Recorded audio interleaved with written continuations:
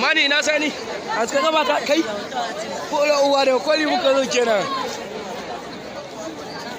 Anthony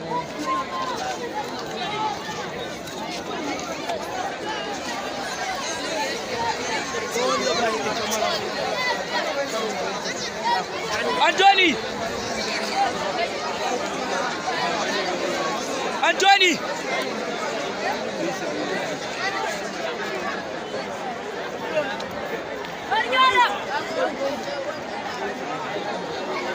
Manu ina sanin